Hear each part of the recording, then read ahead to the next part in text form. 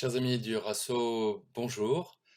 Nous sommes en confinement depuis quelques jours maintenant, plus d'une semaine.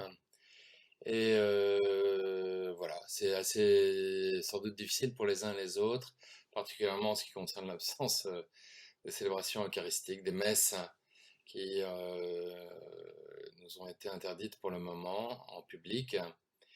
Voilà, il y a sûrement de la colère dans le cœur de beaucoup en se demandant pourquoi ces annulations, alors que les protocoles sanitaires avaient été vraiment faits avec sérieux dans les églises. Alors c'est jamais parfait, mais je pense que c'était sans doute l'endroit de France où c'était le mieux appliqué. Puis il y avait à la fois l'obéissance à l'État, puis l'obéissance aux évêques et aux prêtres les curés particulièrement, qui font la police chez eux.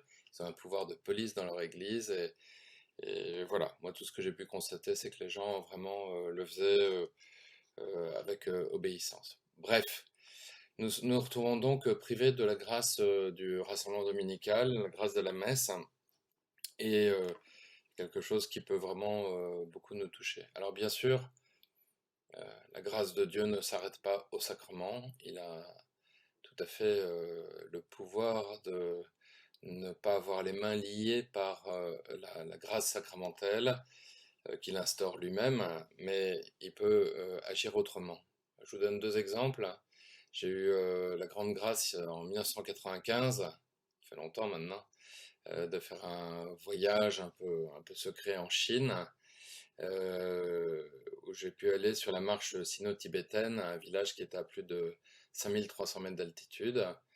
Et j'étais pas prêtre à l'époque, mais j'accompagnais un prêtre qui venait pour célébrer la messe dans ce village de manière tout à fait discrète. Et il y avait une petite communauté chrétienne, une cinquantaine de personnes, qui n'avaient la messe qu'une fois tous les 2 ans.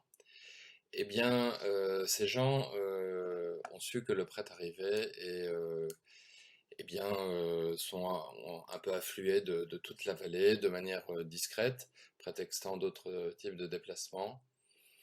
Et ils se sont retrouvés dans une sorte d'auberge pour avoir la messe. Le prêtre a d'abord commencé par tous les confesser, et puis il a célébré la Sainte Messe. Et puis en parlant avec eux, j'ai su que, avec un traducteur, hein, j'ai su que tous les dimanches, ils se réunissaient en fait, et lisaient les lectures du jour, disaient le chapelet, tout cela devant un petit autel sur lequel trônait une image un peu racornie du Sacré-Cœur et la chasuble du prêtre. Donc, inutile de vous dire que, évidemment, ces gens recevaient la grâce que Dieu prévoit pour ceux qui viennent à la messe, pas par le moyen de la messe, mais il a sûrement récompensé grandement leur désir, évidemment, d'Eucharistie. Et puis, je pense aussi à Sainte Jeanne d'Arc, hein, puisque dans les semaines et les mois qui ont précédé sa mise à mort, eh bien, elle a été privée de la Sainte Communion. On ne peut pas imaginer une seconde que Dieu ait dit à Jeanne, bon Jeanne, tu peux pas voir la messe, bah t'auras pas ma grâce. C'est évidemment impensable. Donc c'est assez beau et important de nous le dire. C'est-à-dire quand on râle contre cette interdiction à juste titre, euh, on peut dire qu'on sera privé de la grâce sacramentelle, mais pas de la grâce de Dieu. Et Dieu peut tout à fait nous combler différemment. Il n'empêche que c'est un grand malheur parce que justement, on n'est pas sur la marche sino-tibétaine.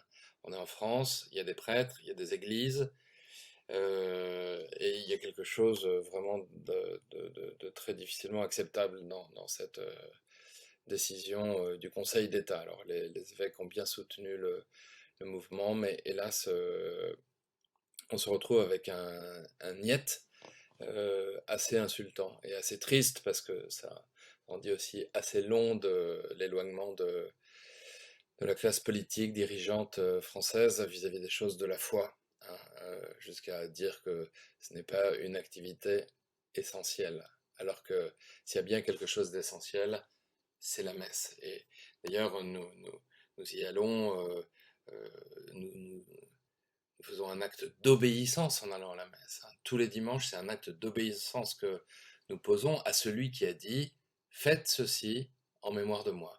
faites, c'est un impératif. Faites ceci en mémoire de moi, c'est exactement ce que nous faisons quand nous nous rendons à l'église de notre village ou de notre ville, de notre paroisse le dimanche. Nous sommes empêchés d'obéir à Dieu. C'est grave.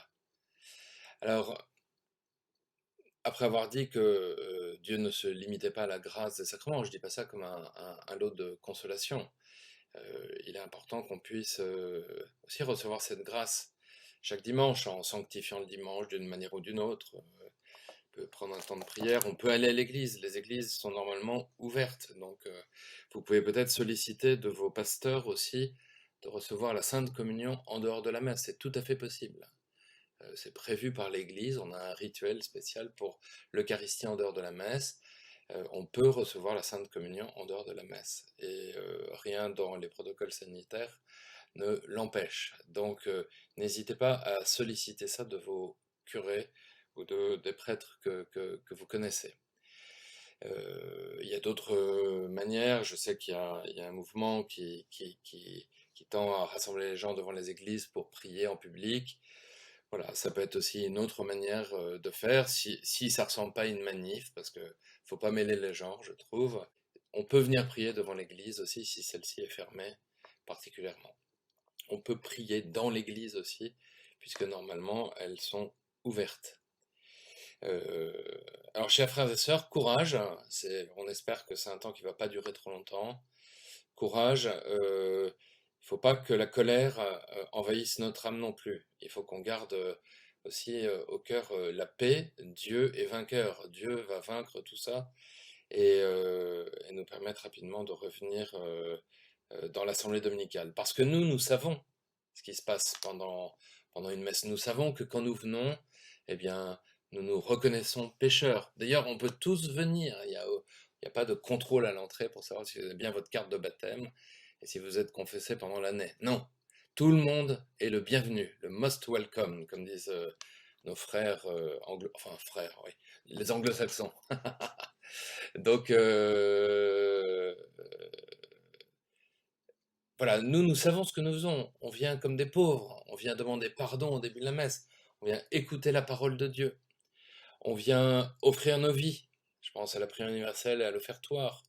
En offrant le pain, c'est aussi, et le vin, c'est toute notre vie qui est comme projetée sur l'autel, hein. Eh bien, et ensuite, voilà, nous participons au sacrifice de Jésus qui s'offre au Père et qui nous livre son corps et son sang. Alors, nous le savons, nous savons que nous venons puiser ici euh, la source de toute charité, de tout bien, même notre dynamisme, notre zèle apostolique, il vient de là. Notre amour de la vérité vient de là. Notre amour de la justice se fonde là aussi.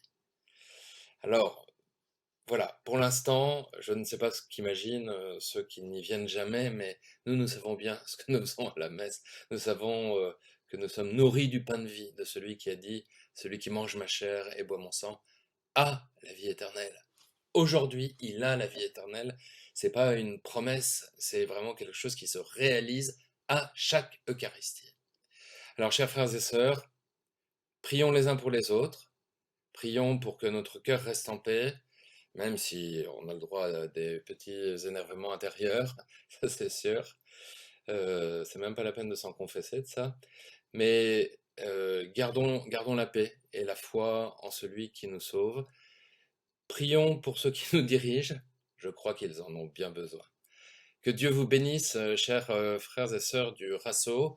Rappelons-nous le principe, un des principes de notre vie scout, fils, fille de la chrétienté, le scout, la guide, est fier de sa foi.